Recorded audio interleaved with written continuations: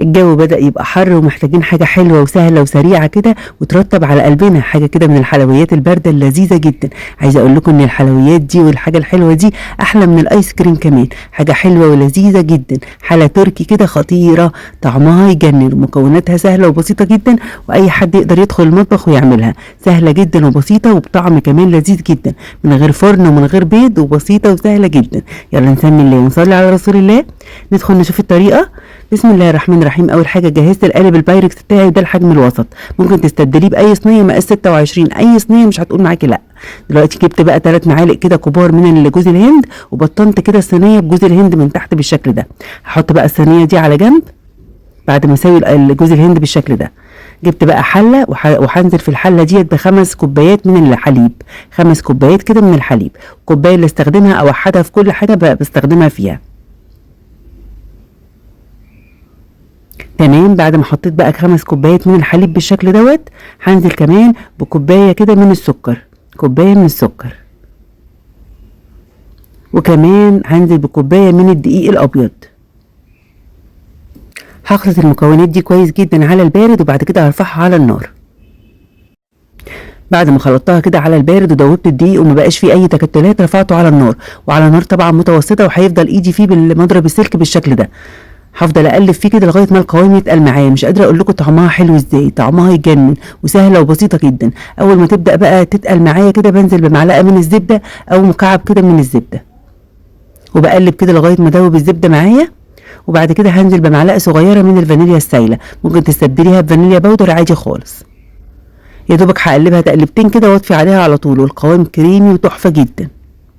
بصوا القوام عامل ازاي، ومش قادره اوصف لكم طعمها يا جماعه، تحفه.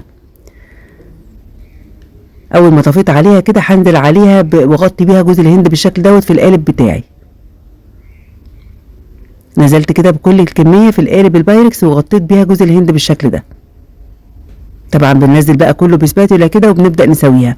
هسيبها بقى تاخد درجه حراره المطبخ وتبرد خالص. بعد ما تبرد خالص معايا وتبقى بالشكل دوت، بصوا تماسكت ازاي وشها تماسك كده، هدخلها بقى التلاجة. بعد ما ادخلها التلاجة بساعه كده، هبدا اعمل كريمه حلوه قوي. جبت كده طبق غويط ونزلت فيه كده بكوبايه من كريم شانتيه، وكمان معلقه من السكر، عشان الكريم شانتيه اللي انا استخدمته ده كريم شانتيه خام، ممكن تستبدليه بكيس من الكريم شانتيه اللي هو الجاهز عادي خالص.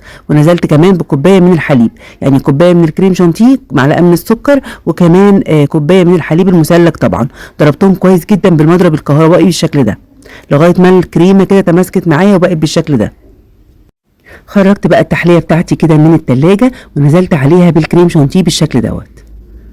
كانت كميته حلوه جدا، ومش قادره اوصف لكم يا جماعه الميكس دوت حلو قد ايه مع بعض. الكريم شانتيه مع الكريمه اللي بالدقيق دي، مش قادره اوصف لكم الطعم حلو ازاي. دلوقتي بقى وزعت الكريم شانتيه كده بالشكل دوت، هبدا اوزع فيه كده واسويه عشان كله كده يبقى سوا واحد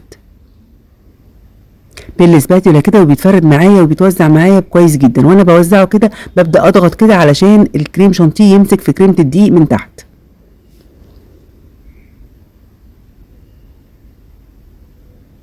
بعد ما وزعته كده والطبقتين مسكوا في بعض كده، وبصوا الشكل عامل ازاي، هنزل بقى كمان بكده برشه كده صغيره من جوز الهند. جوز الهند هنا بيدي طعم حلو قوي. رشه صغيره كده من جوز الهند، وباي نوع بقى من انواع المكسرات عندك. انا استخدمت فول سوداني كده، جرشته كده ووزعته كده فوق الجوز الهند. ممكن تستخدمي لوز، بندق، فستق، اي حاجه. وممكن كمان تستغني خالص عن اي نوع من انواع المكسرات وتستكفي بجوز الهند. ممكن تحطي كمان اي صوص كراميل، صوص شوكولاته، صوص فراوله، هيبقى برده حلو جدا والشكل حلو قوي. اللي متاح عندك استخدميه. بعد ما وزعت السوداني كده، دخلتها برده التلاجة تتماسك اكتر، وتبقى عشان اعرف اقطعها كده وتبقى تطلع معايا الخرطه بخرطتها، وحطيتها في التلاجة ساعتين كمان. طبعا دي بقى لو باتت ليله كامله في التلاجة، يعني لو باتت كده طول الليل والصبح اكلتوها، او بعد الظهر اكلتوها، يعني كل ما تقعد في التلاجة اكتر كل ما تبقى طعمها احلى والذ كمان. مش قادره اوصف لكم طعمها جميل ازاي. بصوا كده بعد ساعتين بدات ان انا اقطعها كريميه خالص، حاجه كده بتدوب في البق وطعمها يجنن.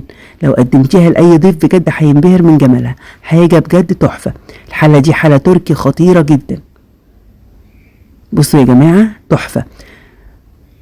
ممكن تعمليها بنفس الطريقه دي ويكون سمكها اقل من كده، وتحطيها في صاج وتلفيها رول، وهي اسمها لقمه الباشا. خطيره جدا يا جماعه، تحفه.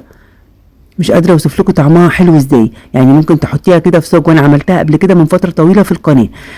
تحطيها وتفرزي الكريمه الدقيق كده في صاج، وطبعا بيكون متبطن بجوز الهند، وتلفيها وتقطعيها كده زي ما بتقطعي خرطه الجاتوه كده، وتلفيها رول، وبتبقى طبعا الكريمه بتاعت الكريم شانتيزي فوق الوش. مش قادره اوصف لكم طعمها حلو ازاي. ولو عايزاها بقى تبقى اسهل بالنسبه لك، ممكن تعمليها بنفس الطريقه دي، بتبقى سهله وطبعا كله بيبقى نفس الطعم. حلوه جدا وهتعجبكم قوي. ما تنسوش يا حبايبي لايك كتير للفيديو وشير كتير للاصدقاء، وتعليق حلو منكم، تعليقكم بيفرحني جدا. تفاعلكم مع الفيديو بيخلي الفيديو يوصل لاكبر عدد، ويخلي كمان كل فيديو كل جديد بنزله يوصل لكم. اتمنى النهارده يكون الفيديو عجبكم واستفدتوا منه. جربوها يا حبايبي، هتعجبكم جدا. اترككم في رعايه الله، والسلام عليكم ورحمه الله وبركاته.